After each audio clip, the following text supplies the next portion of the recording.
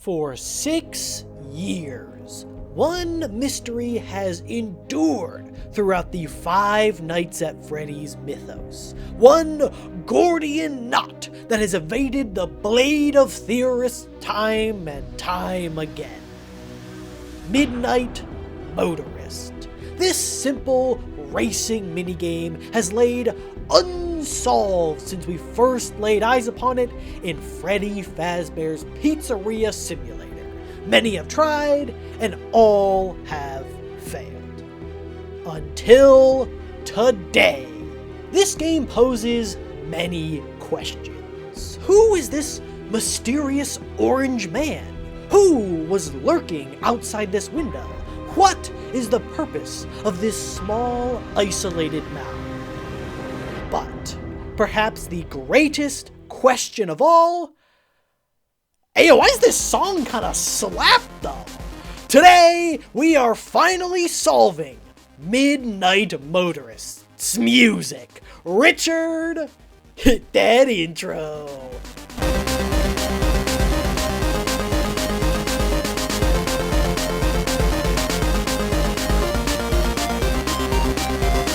If you've watched any of my FNAF videos before, you've definitely heard this song in the background more than a few times. It's a bop.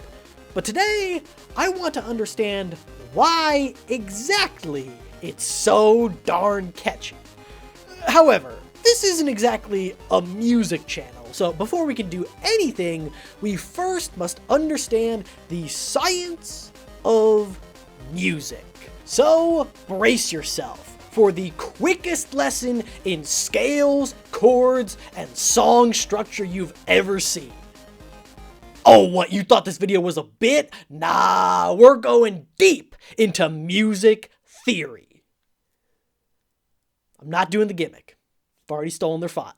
For those who don't know, music theory is the study of how different sounds interact with each other to create music that sounds good. Alright, it's a little more complicated than that, and you could spend literally your whole life studying and still never learn it all. So, naturally, I'm gonna try to explain all the basics to you in less than 3 minutes. Here we go. So, every sound has something called a pitch, determined by its frequency. A higher pitched note will sound higher than a lower pitched note. To make things a bit easier to keep track of, music theorists took some of the common pitches and named them after letters, A through G. Those are all the white notes on the keyboard.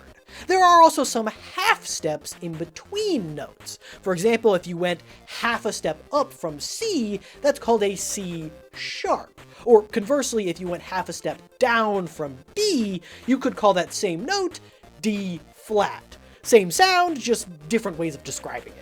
Each note is a half step higher in pitch than the one before it. Once you get all the way up to G sharp, it rolls over back to A and keeps going.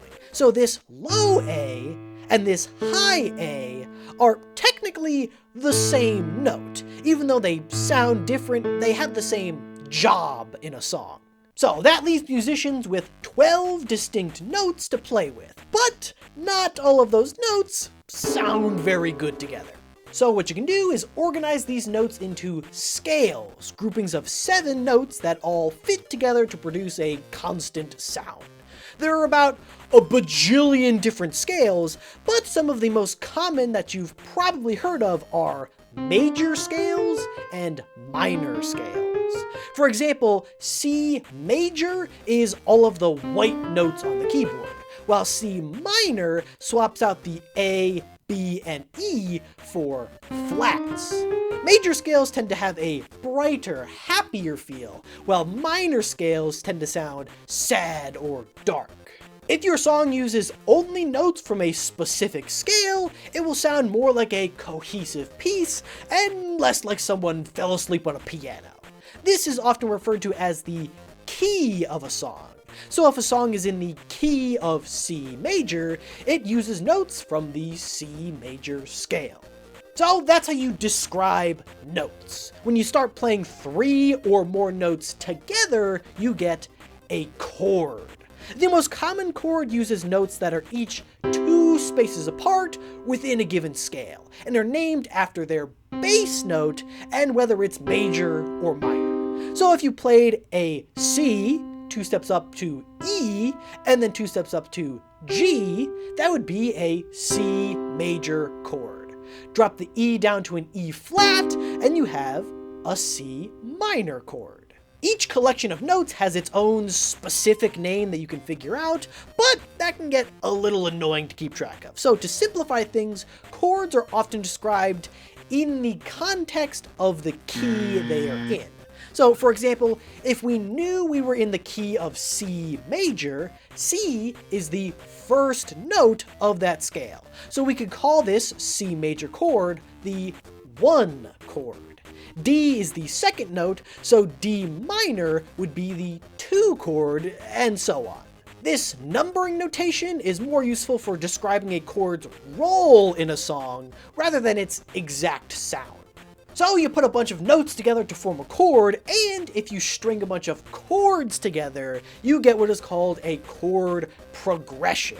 As it turns out, a lot of music theory is dedicated to understanding the relationship between these different chords and finding out which ones flow well into each other. That's why your average Charles Cornell video is mainly him saying a bunch of letters and then going, ooh! And don't worry, while I may not be as knowledgeable as him when it comes to music, I too am a Charles, so I'll do my best to carry on that legacy. And that is everything you need to know about music theory to understand this video. How'd I do? Alright, so now that you know the fundamentals, it's time to get on to the musical analysis. For those who don't know, Midnight Motorist actually has 2 songs associated with it. One for the racing portion, and one for the hidden walking portion. They were both composed by Leon Riskin in sort of an 8-bit Atari style, but for simplicity's sake, I've transposed both of them into the piano, so we can really hear what's going on here. The first song that plays during the racing portion is called 240 bits per mile. A bit of a cryptic title, I know. Is it a clue? A riddle that will crack the mystery of this game wide open? No, it's something even better. It's a pun! This song plays at exactly 240 beats per minute, which is a measure of how fast a song is, and usually abbreviated to BPM.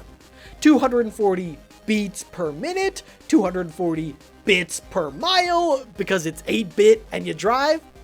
I see you, Leon. See, we're already solving stuff. This song is fast, not only because of its high BPM, but also because it moves all over the place. The sheet music for this song would look something like this, which I know, seems scary. There's a lot going on here, but it's actually a lot simpler than it looks. Yes, there is a lot of movement in the melody and bass, but if you look at the actual notes being played, you'll find that it's a pretty simple chord progression. For example, look at the first section. The bass is simply alternating between G and C together, then an E flat, back and forth. This is really just a broken up C minor chord. And if you look at the melody, it's the same thing. E flat, G, C, G, and on it goes. This whole thing is really just a fancy C minor chord with a whole lot of bounce to it. And the reason why it's broken up like this is actually super cool. First of all, it gives the song a heart-pounding, lightning-fast feel, never settling in place, even when it's technically settling in place, which is fitting for a high-speed racing game. But beyond that, this song is also meant to emulate the sound of an Atari or some other old gaming system, which, because of hardware limitations, could only make a small handful of sounds at a time.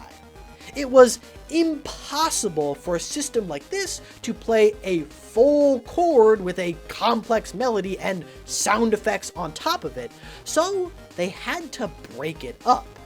You can find examples of this technique in loads of retro game songs like Zelda or old Pokemon.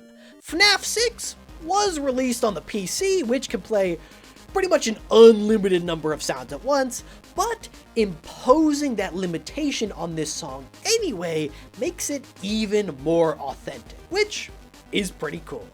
But let's get back to the chords. Looking at the whole song, we appear to be in the key of C minor. So it makes sense that we begin our song with a C minor chord, the one chord, our home base.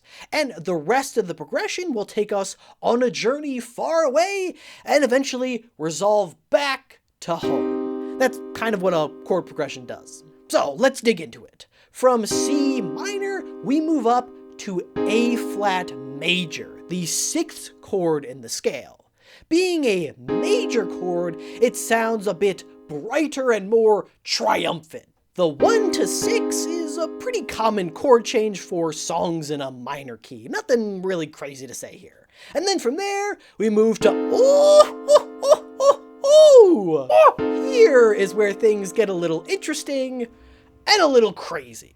First of all, you'll notice that this chord has 4 notes. That's right, we're not messing around. We got an F, an A, a C, and an E flat. F, A, and C make the F major chord, and we've thrown an E flat on top, which is the 7th note in the scale. So this here is called an F7 chord. And in our case, this is just a variation on the 4 chord of the key. That 7th added in already makes it sound a little spicy. But there's something even more going on here. Because if you remember, this song is in the key of C minor. And yet, this chord includes an A natural, which is not a note in that key. If we stuck to just the notes in the C minor scale, this should be an A flat, making this an F minor chord. But instead, we've made it a major chord. It's straight up anarchy in here. But why have we left the safety and security of our beloved C minor behind? Was it a typo? A mistake by the great Leon Riskin? No, it's actually far more clever. First of all, throwing in a few notes here and there from outside the home key is pretty common. It adds a little spice and variety to a song, makes it less predictable, and makes Charles's All Over the World go, ooh! Throwing in a major chord from outside the key here keeps the song bright and interesting. However, the choice of F7 specifically was no accident. Check this out. We started on C minor. Then we move it up to A flat major, which just so happens to share 2 notes with C minor. We've really just moved that G up a half step. And then when we move to F7, check this out. These 2 notes still stay the same, and we move that A flat up another half step to A. We're just walking it up. This is called chromatic motion, moving the smallest possible step up each time.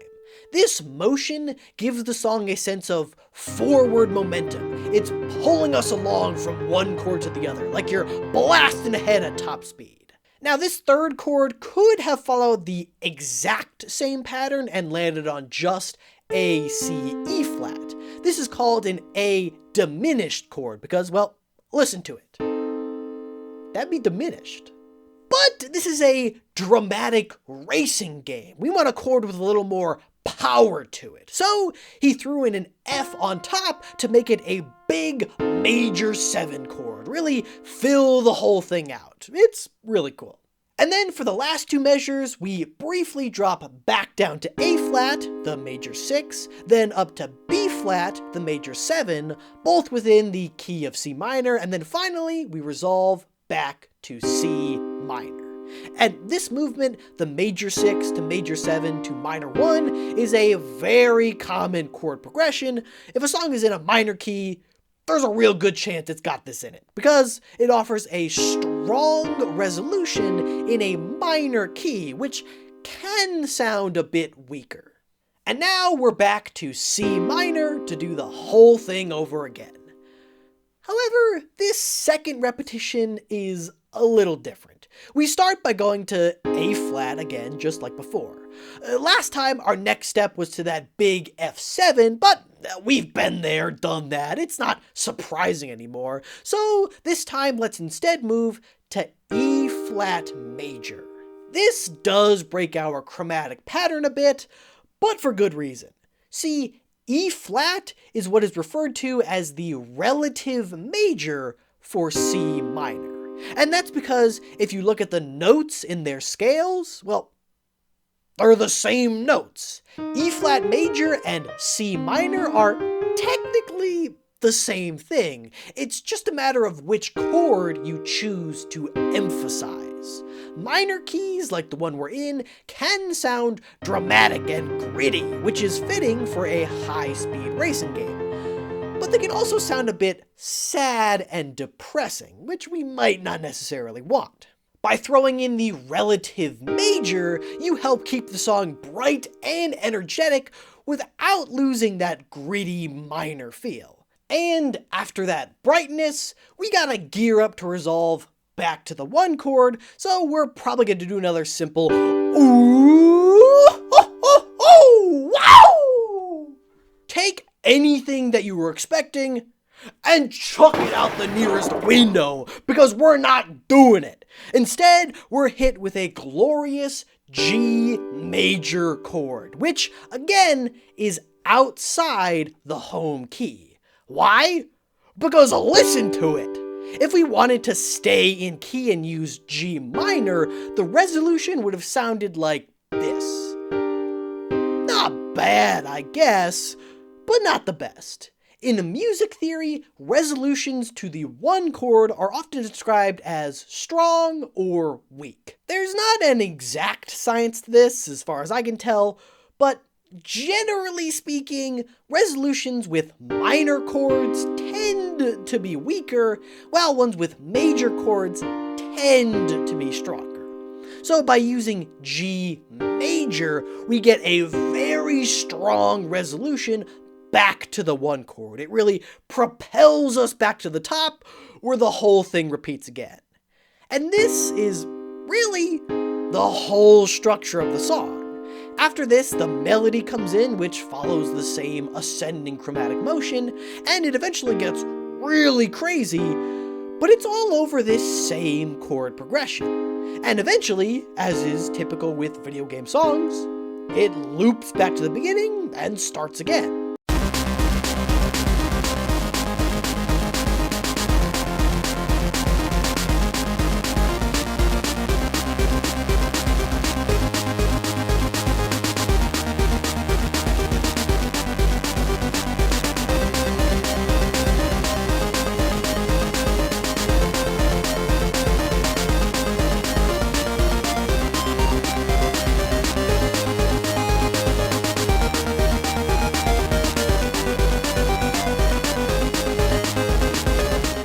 This song sounds crazy, it's actually not that complicated. The combination of ascending chromatic motion and an emphasis on strong resolutions gives this song a constant sense of forward momentum, always being pushed on to the next thing. Never stop, never stopping. Perfect for a game about hurtling down the freeway at breakneck speeds. 240 bits per mile, indeed. However, we've still got one more song to go. If you sneak through this little gap on the side, you're greeted with the hidden portion of this minigame, and the song Smashing Windshields. Now, admittedly, I don't know the significance of this title. As far as I can tell, it's not another music pun. Maybe it's some deep lore clue. Maybe it's a reference to what would actually happen if you banked off the highway at 240 miles per hour.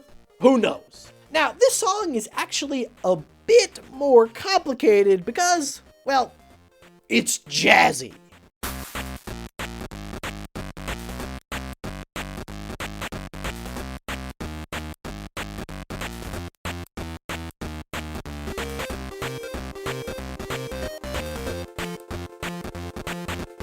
It doesn't really have a chord progression like the last one. Maybe there's an implied progression of C7, F, A flat, B flat, kind of similar to the last one, but without all the notes to fill it out. But it's not really important this time around, because what this song does have is a whole lot of funk. First of all, this song uses a musical technique called swing. Normally when you see, say, a quarter note in musical notation, it will have the same exact length as every other quarter note in the song. However, with swing, you make some of the notes just a little bit longer and some of them just a little bit shorter. This makes the song sound more fun, bumpy, and jazzy. Take a listen.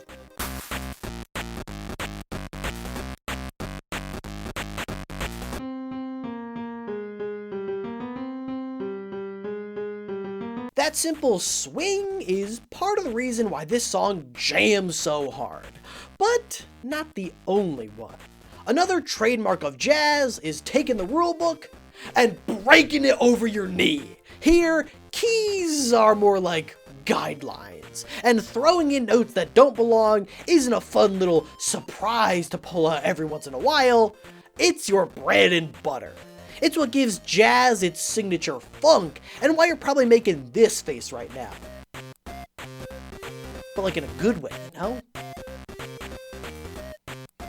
Now, this song sounds pretty different from the last at a first glance, but if you listen close, there are actually two things that tie them together in a very cool way.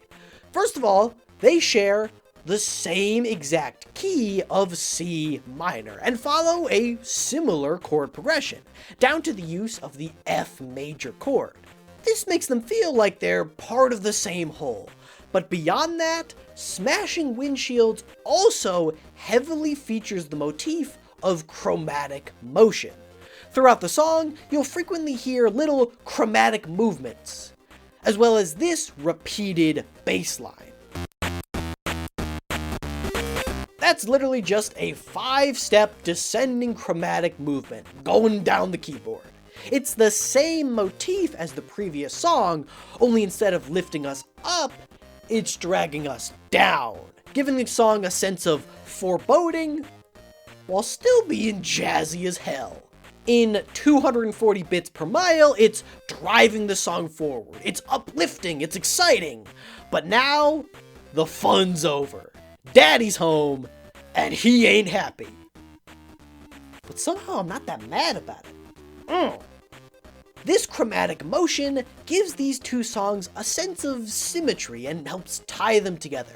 And this part may be a bit of a stretch, but it also sort of makes the two a complete musical idea that almost mimics human speech. The first song asks the question, the second song gives the answer. Just a shame that I still have no idea what that answer is. And there you have it. The full musical analysis of the two songs from Midnight Motorist. Sure, you still don't know who any of these people are, or what the deal with that mound is, or what any of this has to do with FNAF, and you already knew that these songs were a bop. But now, you know why they're a bop.